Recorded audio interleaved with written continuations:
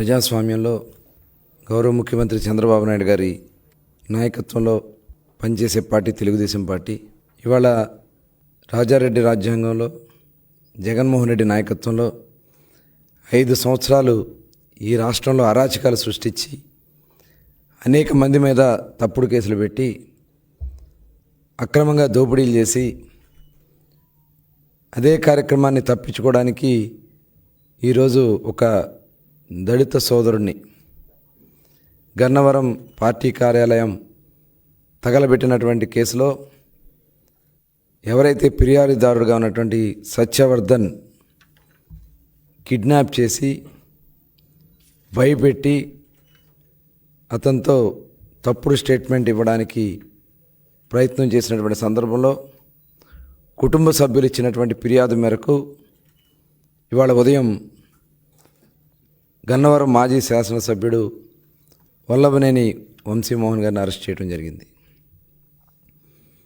మేము మొట్టమొదటి నుంచి కూడా చెప్తా ఉన్నాం, ఎప్పటికైనా ప్రజాస్వామ్యమే గెలుస్తుంది. జగన్మోహన్ రెడ్డిని నమ్ముకున్నటువంటి ప్రతి ఒక్కరూ కూడా ఏదో ఒక రోజు అరెస్ట్ కాక తప్పదు. అధికారం ఉంది కదా అని చెప్పి విర్రవీగితే రేపేమవుద్దనే దానికి ఇవాళ వల్లభనేని వంశీ అరెస్టే ఒక నిదర్శనం. ఇవాళ అతనికి రాజకీయ భిక్ష పెట్టినటువంటి పార్టీ తెలుగుదేశం పార్టీ. అతనికి శాసనసభ్యుడిగా గెలవగలగడానికి కారణం తెలుగుదేశం పార్టీ. అటువంటి కన్న తల్లి లాంటి తెలుగుదేశం పార్టీ కార్యాలయాన్ని తగలబెడితే ఇవాళ ఏం జరిగిందో చూసాం. వాళ్ళ అక్రమ దోపిడీలు అవన్నీ కూడా ఎంక్వైరీలు జరుగుతున్నాయి. అందరూ రాష్ట్రంలో ఉన్నటువంటి వైఎస్ఆర్ పార్టీలో ఎవరైతే తప్పులు చేశారో వాళ్ళందరూ కూడా ఎవరు కూడా తప్పించుకోలేరు. ఇవాళ రాజకీయంగా చాలా ప్రాధాన్యత కలిగినటువంటి కృష్ణా జిల్లాలో భ్రష్టు పట్టించారు ప్రతి ఒక్కరు కూడా. ఒక నాయకుడు క్యాసినో పెట్టిస్తాడు, నోరు ఉంది కదా అని బండబూతులు తిడతాడు, అధికారం ఉంది కదా అని చెప్పి అధికారుల్ని కాళ్ళ కింద వేసుకుని తొక్కే పరిస్థితి చేశారు. ఆ రోజున వాళ్ళు చేసినటువంటి దుర్మార్గాలు ఇవాళ బందర్లో మచిలీపట్నంలో ఒక మాజీ మంత్రి బియ్యం స్కామ్లో సొంత భార్యనే కేసుల్లో ఇరికించినటువంటి దౌర్భాగ్యమైనటువంటి పరిస్థితులు వైఎస్ఆర్ పార్టీ ఇవాళ ఆ నాయకులది. తీర ప్రాంతంలో భూములు కొట్టేసిన ఒక మాజీ మంత్రి, తెలుగుదేశం పార్టీ ప్రధాన కార్యాలయంలో ఆ కుటుంబానికి రాజకీయ భిక్ష పెట్టినటువంటి పార్టీ తెలుగుదేశం పార్టీ. ఇవాళ దాడులు చేసి జగన్ దగ్గర మెప్పులు పొంది పదవులు పొందాలని చూస్తే ఏమైంది ఇవాళ మీరు చూశారు. ఇవాళ ఎవరు కూడా తప్పించుకోలేరు.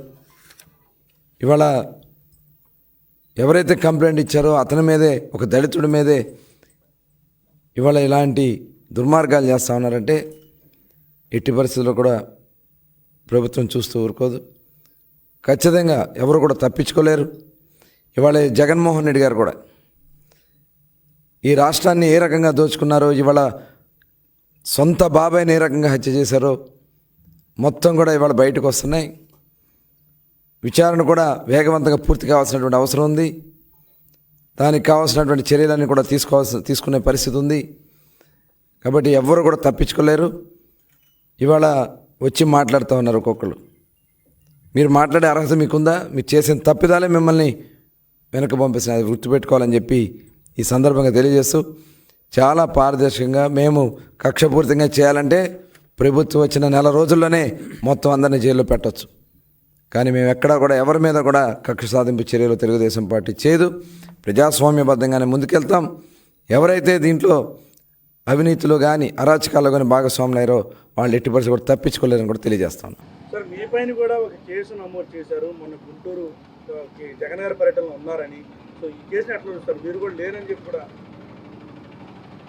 మొన్న గుంటూరు మిర్చియాటికి జగన్మోహన్ రెడ్డి గారు పర్యటనకి అంటే రైతుల్ని పరామర్శించి రైతుల్ని యొక్క స్థితిగతులు తెలుసుకుని వాటన్నిటిని ప్రభుత్వానికి తెలియజెప్పడం కోసం ఆయన వెళ్ళిన దాంట్లో ఆ రోజు నేను మచిలీపట్నంలో ఉన్నాను. వైఎస్ఆర్ కాంగ్రెస్ పార్టీకి సంబంధించినటువంటి ఒక ఇద్దరు మరణిస్తే ఆ పరామర్శల్లోను, అలాగే మచిలీపట్నంలో కొన్ని పూరిపాకలు దుర్మార్గంగా కొట్టేయడానికి ప్రయత్నం చేస్తుంటే వాటి గురించి పోట్లాడటానికి మున్సిపల్ కమిషనర్ దగ్గరికి వాళ్ళ తరఫున మాట్లాడటానికి మున్సిపల్ కమిషనర్కి వెళ్ళటం ఆ కార్యక్రమాలన్నింటిలో ఉన్నా నేను. కానీ ఈ ప్రభుత్వం వైఎస్ఆర్ కాంగ్రెస్ పార్టీలో ఎవడైతే క్రియాశీలకంగా పనిచేస్తున్నాడో వాడినల్లా తప్పుడు కేసులతో బెదిరించేదానికి జరుగుతున్నటువంటి కార్యక్రమాల్లోనే నా మీద నిన్న గుంటూరులో పెట్టినటువంటి కేసు కూడా ఎంత దుర్మార్గం అంటే పోలీసులే ఒక చిట్టా రాసి ఎన్నికల విధుల్లో ఉన్నటువంటి ఫ్లయింగ్ స్క్వాడ్ టీమ్ లీడరు అలాగే ఆ మెంబర్లతో సంతకాలు పెట్టించి నా మీద కేసు పెడతారు. నేను ఈరోజు డీజీపీ గారికి కూడా ఒక మెయిల్ ద్వారా ఒక ఉత్తరాన్ని పెట్టాను. అయ్యా, నీ కింద పోలీస్ శాఖ ఎంత అసహ్యంగా కిరాతకంగా దుర్మార్గంగా చట్టాలని తొంగలోకి తొక్కి మానవ హక్కుల్ని తొంగలోకి తొక్కి తప్పుడుతనంగా రాజకీయ నాయకుల చేతుల్లో కీలుబొమ్మగా వ్యవస్థ ఎలా మారిందో ఒక్కసారి చూసుకోవయ్యా డీజీపీ గారు అని చెప్పి డీజీపీ గారికి కూడా ఒక గంట క్రితం లెటర్ రాశాను. ఆ లెటర్ కూడా మీకు మీడియాకి రిలీజ్ చేస్తాను. ఖచ్చితంగా నేను ఆ ఫిర్యాదు చేసినటువంటి ఎన్నికల పర్యవేక్షణ విధుల్లో ఉన్నటువంటి అధికారులని ఖచ్చితంగా కోర్టులో నేను వారి మీద పిటిషన్ వేయబోతున్నాను. ఖచ్చితంగా నాకు జరిగినటువంటి అవమానం లేదా నాకు జరిగినటువంటి మానసిక హింస ఖచ్చితంగా వాళ్ళని జవాబు చెప్పేదాకా కూడా వారిని వెంటపడటం అనేది జరుగుతుందని కూడా మీ ద్వారా చెప్తూ, ఇదొకటే కాదు, మచిలీపట్నంలో 50 మున్సిపల్ డివిజన్లో ఉన్నటువంటి కార్పొరేటర్లు కానీ వైఎస్ఆర్ కాంగ్రెస్ పార్టీ నాయకులు కానీ వాళ్ళవి వాళ్ళ భార్యలు కొడుకులు కూతుర్లు మొత్తం ఫోన్ నెంబర్లన్నీ కలెక్ట్ చేస్తున్నారు. అలాగే మచిలీపట్నం మండలంలో ఉన్నటువంటి వైఎస్ఆర్ కాంగ్రెస్ పార్టీ సర్పంచ్లు అట్లాగే గ్రామస్థాయి నాయకులు బ్యాంక్ ప్రెసిడెంట్లు అందరూ కూడా వాళ్ళ భార్యలు ఫోన్ నెంబర్లు ఎందుకు పోలీసులకి అంటే పార్టీలో తిరిగితే కనుక నీ మొగుడిని లోపలేస్తాం లేదా మీ నాన్న లోపలేస్తామని చెప్పని వాళ్ళ కుటుంబ సభ్యులను కూడా ఫోన్లు చేసి బెదిరిస్తాకి లేదా ఇప్పటికే మా ఫోన్లన్నీ కూడా ఎవరో చంద్రబాబు గారు చుట్టం అంటే ప్రకాష్ ఏదో ఉంది ఆయన పేరు రమేష్ హాస్పిటల్ దగ్గర ఆఫీస్ పెట్టారు. ఒక 17 మంది కానిస్టేబుల్స్కి జీతం కాకుండా మరొక ₹1,00,000 నెల క్యాష్ ఇస్తున్నారు. ఇవన్నీ కూడా టీడీపీ వాళ్ళు చెప్తున్నారు. మీ ఫోన్లన్నీ కూడా రికార్డ్ అవుతున్నాయి. పేరు నాని ఫోన్ ప్రతిదీ కూడా మొత్తం రికార్డ్ అవుతుంది, మొత్తం వింటున్నారు. ఇట్లా పేరు నానితో పాటుగా వైఎస్ఆర్ కాంగ్రెస్ పార్టీలో క్రియాశీలకంగా ఉన్న ప్రతి ఒక్కరి ఫోన్లన్నీ కూడా రికార్డ్ చేస్తున్నారు. అదొక్కటే కాకుండా ఇవాళ మచిలీపట్నంలో మొత్తం కార్పొరేటర్లు కానీ గ్రామస్థాయి నాయకులు కానీ వాళ్ళ ఫోన్లు వాళ్ళ భార్యలవి పిల్లలవి ఫోన్ నెంబర్లని కూడా ఎస్పీ ఆదేశాల మేరకు కృష్ణా జిల్లా ఎస్పీ ఆదేశాల మేరకు పోలీసులు కలెక్ట్ చేస్తున్నారంటే అంటే వాళ్ళని బెదిరించడాకా లేదా వాళ్ళ ఫోన్లన్నీ కూడా రికార్డ్ చేస్తాకనేది మాకు అర్థమవుతుంది. ఖచ్చితంగా మీరు ఇవాళ ఎన్ని తప్పుడు పనులు చేసినా మీరందరూ దోషులుగా చట్టం ముందుకు తేయబడేదానికి ఒక రోజు వస్తుంది.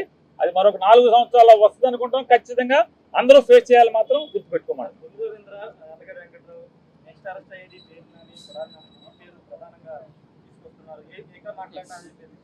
మీరు ఎవరో పేరు చెప్పారు.